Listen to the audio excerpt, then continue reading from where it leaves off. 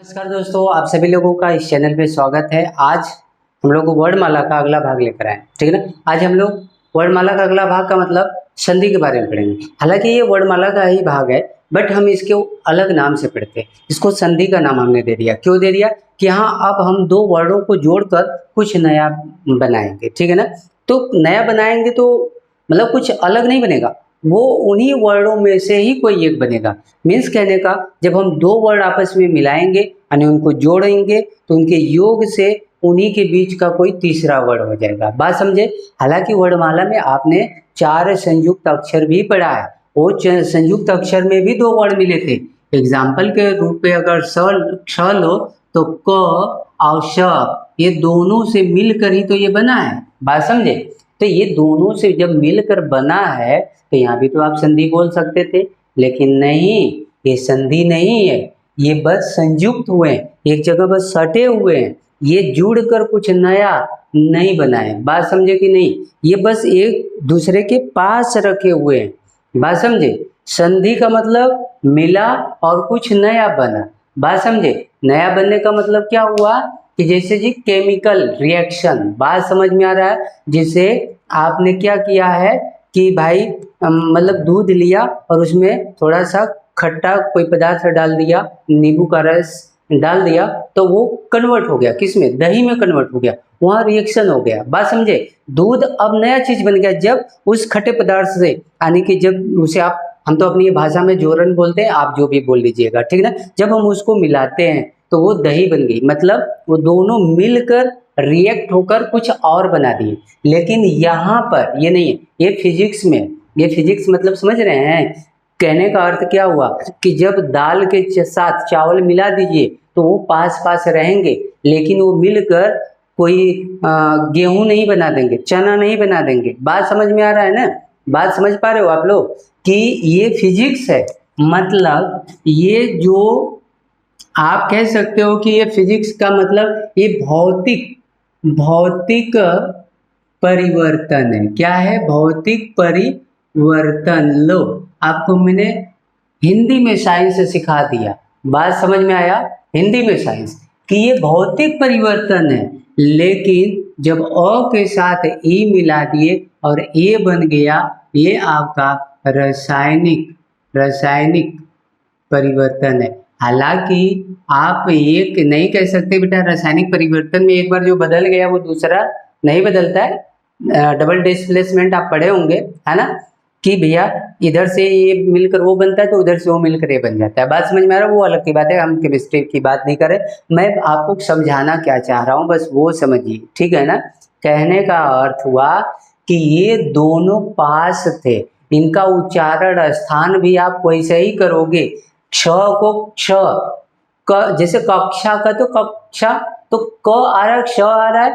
बात समझ में आ रहा है।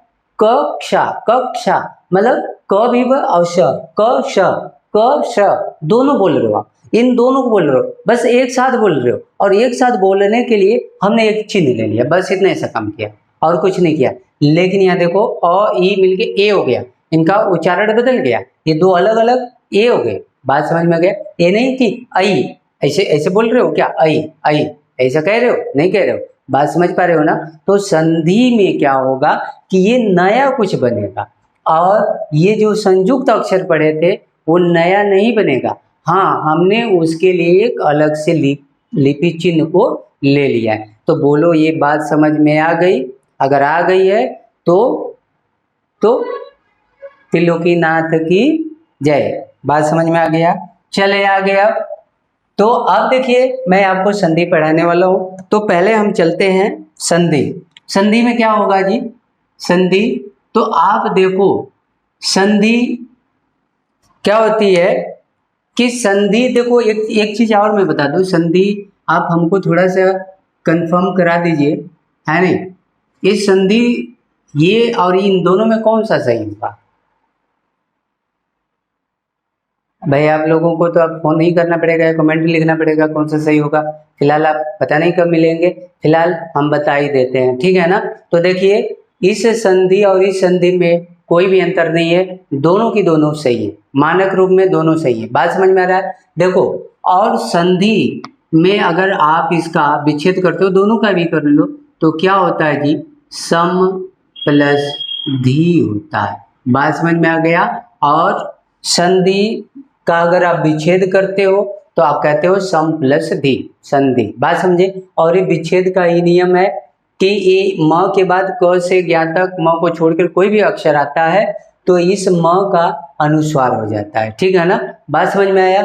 या इस म के बाद मतलब अगर कोई पांचवा मतलब जो वर्ग होते हैं, वर्गीय वर्ण होते हैं, उनमें से कोई भी आता है तो उसका वो पंचमा अक्षर में बदल जाता है। ये भी नियम आपने पढ़ा होगा, ठीक है ना। नहीं तो हम यहाँ सीखने वाले हैं उनको। तो यहाँ से अनुस्वार करोगे तो ये हो गया, या पंचमा अक्षर में इसको बदलते हो तो ये हो जाता है। तो इस आधार पे आप कह सकते हो ये जो संधि लिखी गई है दोनों ही महीने में सही है। बात क्लियर हो गया। अब दूसरी चीज आती है कि भाई जो संधि में कौन सी संधि होती है, तो आप साफ साफ देख रहे हो कि ये व्यंजन संधि है। क्या है? व्यंजन संधि है। क्लियर हो गई बातें। और अगर आपसे पूछा जाए कि संधि का विलोम क्या होगा, तो आप कहोगे विच्छेद होता है। क्या होता है? विच्छेद होता है। मतलब संधि जोड़ना, विच्छेद हटाना यानी तोड़ना। बात समझ में आ गया ना। मतलब तोड़ दो, अलग अलग कर दो। डलहौजी, ये डलहौजी की नीति है। बात समझ गए। तो विच्छेद आप क्लियर हो गया आपका। अब इसके बाद ये जो संधि होती है ना, ये विकारी शब्द होता है। कैसा शब्द होता है? विकारी शब्द होता है। मीन्स क्या हुआ कि हम इसमें विकार पैदा कर सकते हैं। और विकार पैदा करते कैसे हैं, तो याद रखिएगा, हम पढ़ेंगे आगे शब्द विचार में। तो जब उसका वचन बदलकर या लिंग बदलकर या उसमें कारक उसका बदलकर या कारक लगाकर या उसका काल बदलकर अगर हम उसमें कोई परिवर्तन कर सकते हैं तो वो विकारी शब्द हैं। अगर परिवर्तन नहीं हुआ तो अविकारी शब्द हैं। इसकी चर्चा हम आगे करेंगे। फिलहाल आपको संधि समझ में आ गई। अब हम संधि के प्रकार पढ़ेंगे, ठीक है ना। तो देखें संधि के प्रकार। तो संधि का जो प्रकार होता है वो क्या क्या होता है, तो इनके प्रकार हमने ये वर्णों के योग के आधार पर 3 रखा है।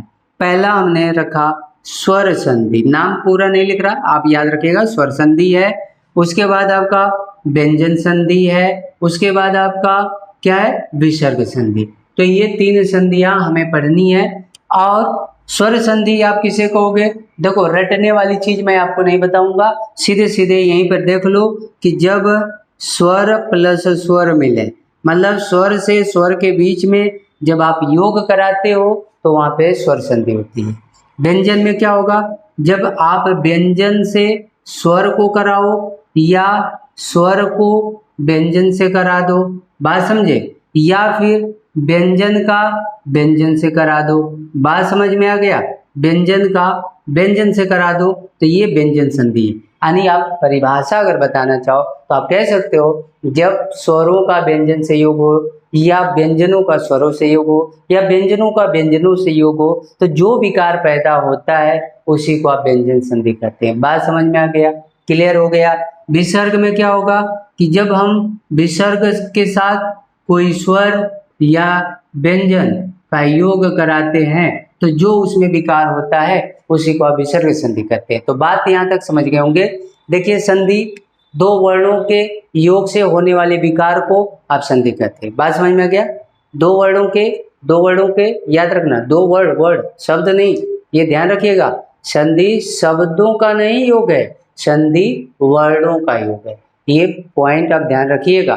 तो 2 वर्णों के योग से होने वाले विकार को आप संधि कहते हैं। संधि का विच्छेद सम प्लस धी होता है। संधि एक व्यंजन संधि का उदाहरण है। संधि विकारी शब्द है।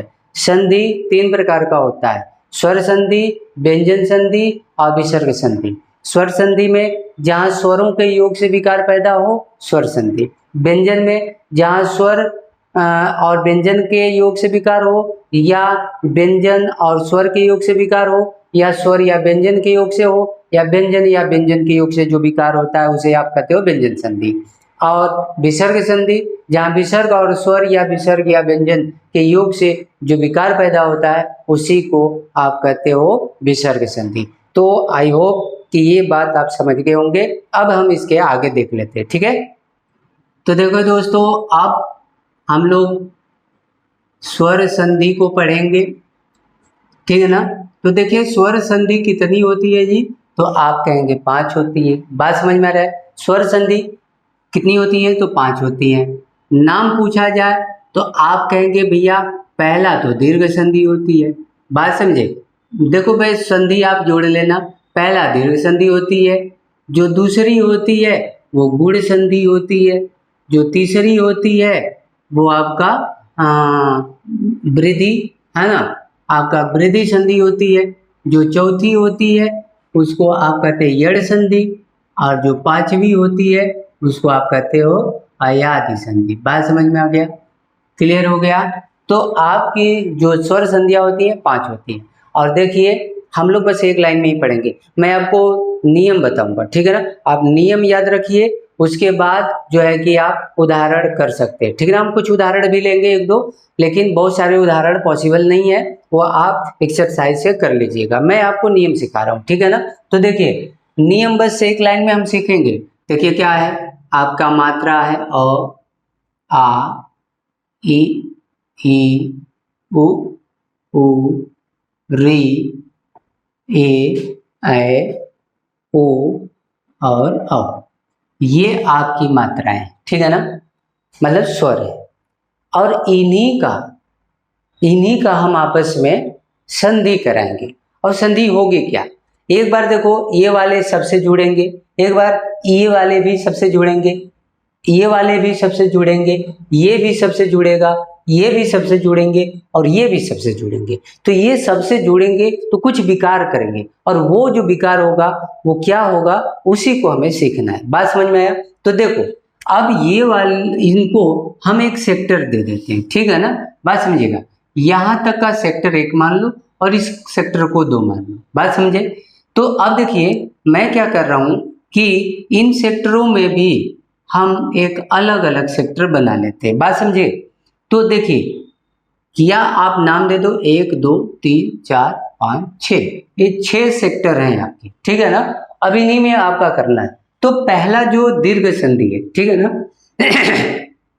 देखिए जो दीर्घ संधि है इसमें क्या, जब 1 + 1 हो जाए, या 2 + 2 हो जाए, या 3 + 3 हो जाए, या 4 + 4 हो जाए, ये आपस में मिलेंगे तो इनमें जो भी बड़ा होगा वो बड़ा वाला ही लिख दिया जाएगा, ये दीर्घ संधि होता है। मीन्स कहने का एक समझ लीजिए कि जैसे अ में अ मिला दिया तो भी बड़ा वाला कर देना, अ में आ मिला दिया तो भी बड़ा वाला कर देना, आ में अ मिला दिया तो भी बड़ा वाला हो जाएगा, और आ में आ मिला दिया तो भी बड़ा वाला ही होगा।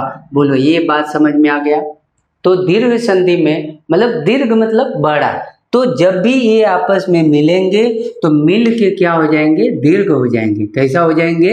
दीर्घ हो जाएंगे, और दीर्घ का मतलब बड़ा होता है। तो बोलो ये बात समझ में आ गया कि जब भी ये वाले यानी कि एक वाला एक से मिले, 2 वाला आपस में मिले, 3 वाले आपस में मिले और 4 वाला आपस में, तो ये देखो 4 वाला का मतलब क्या है, यहाँ संस्कृत में होता है री और एक दीर्घ री होता है। बात समझ में है? तो वो भी अगर आपस में मिलते हैं तो दीर्घ री होगा। बात समझ पा रहे हैं? तो ये आप ध्यान रखेंगे, ठीक। तो ये बात क्लियर हो गया ना। तो दीर्घ में आपको कोई परेशानी नहीं होगी। अब जैसे एग्जाम्पल कोई अगर लेना चाहते हो तो भैया जैसे कह सकते हो ना, कहीं विद्या है और प्लस क्या है, आलय है, विद्या है प्लस क्या है, आलय है। तो देखो ये विद्या तो सही रहा, इसमें द भी सही रहा, उसका अ ले लो, ठीक है ना। ये चूंकि द य होता है अलग अलग, ये एक्चुअली में क्या होता है, द फिर य, तो ये भी अब आ जब हट जाएगा तो ये भी आधा हो गया। बात समझ में रह रहा है? तो या प्लस फिर आ है, फिर उसके बाद लय अगर है, तो ये दोनों आप देखो मिल गए।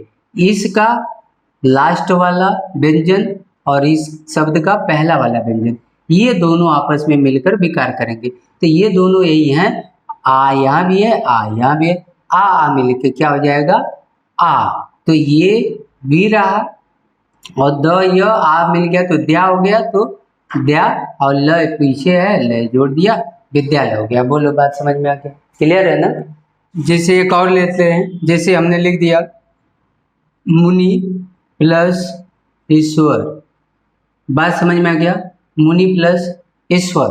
तो ये क्या हो गया जी, मु अन्ना पे हटेगा, आगे ई है और फिर ई है, उसके बाद क्या है, स्वर है। बात समझ में आ रहा है। तो अब ये दोनों क्या मिलेंगे भाई, देखो इसमें ई है कि नहीं है, ई है, न हटेगा, मात्रा हट जाएगी तो आधा हो गया, ये पहले ही से है और उसको अलग, तो ये दोनों मिलकर कैपिटल हो जाएंगे।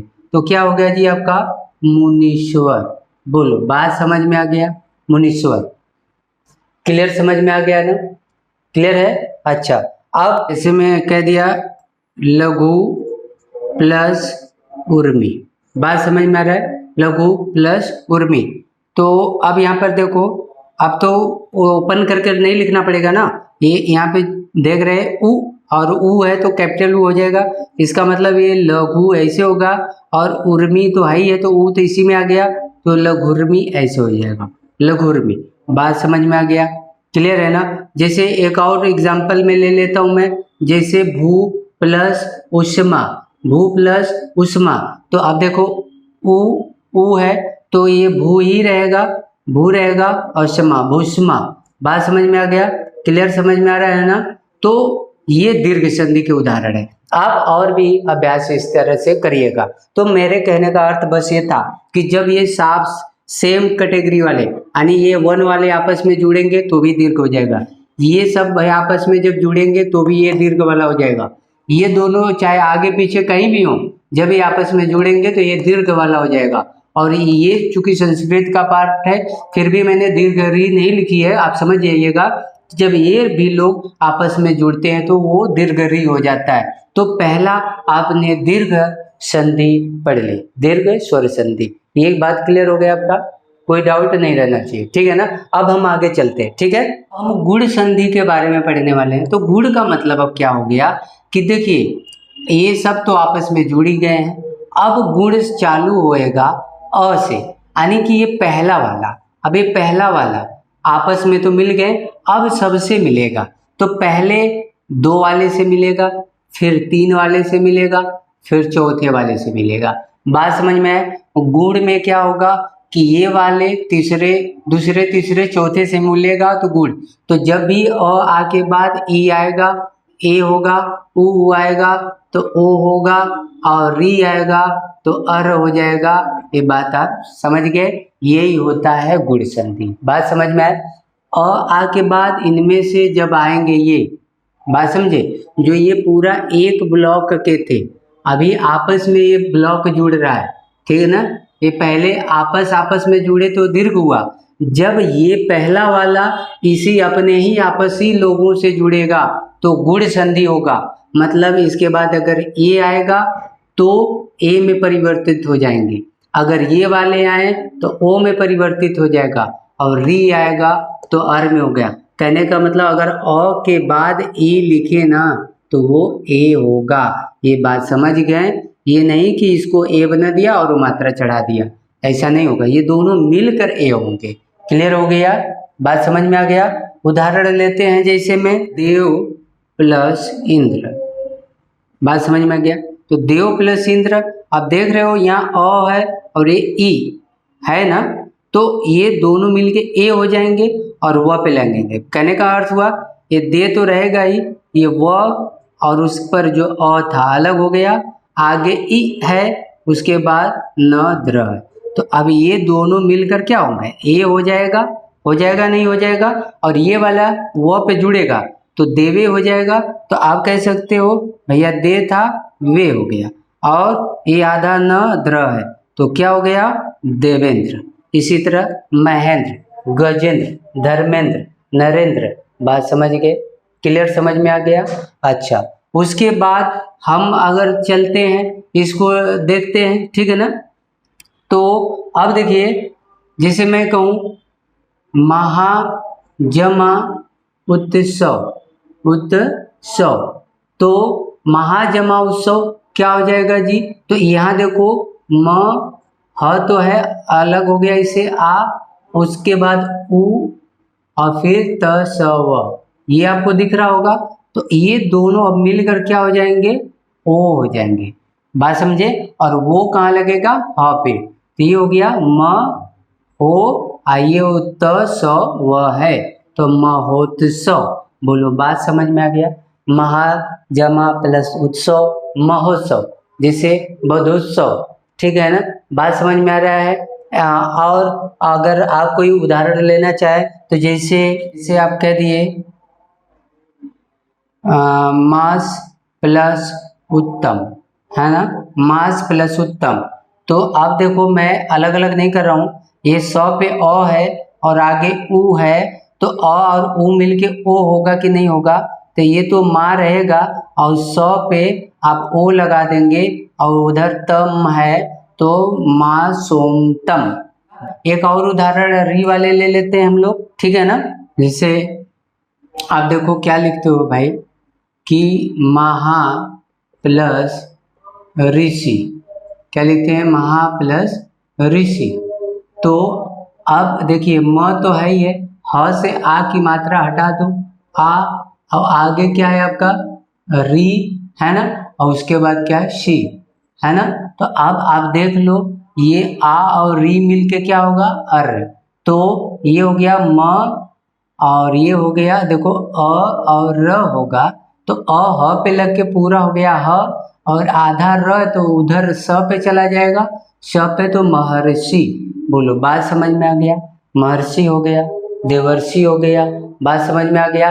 तो आप गुण संधि समझ गए हैं कि गुण संधि आप कैसे करेंगे, ठीक है ना। तो आज हमने 2 संधियां कंप्लीट की है, ठीक है ना, एक दीर्घ संधि और एक गुण संधि। चूंकि समय ज़्यादा हो रहा है तो हम इसको यहीं पे विराम करेंगे और उम्मीद करूंगा आपने इसको बढ़िया से सीख लिया होगा।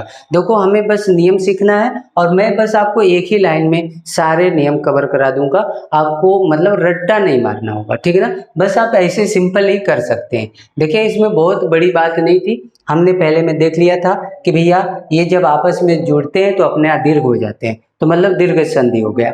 अब जब ये पहला वाला अपने ही ब्लॉक में जब इनसे मिलता है तो इसका ये इससे मिलेगा तो ये बन जाएगा, इससे मिलेगा तो वो बनेगा और इससे मिलेगा तो अर बन जाएगा। ये हो गया गुण, क्योंकि कुछ नया बना दिए, ये हो गया गुण।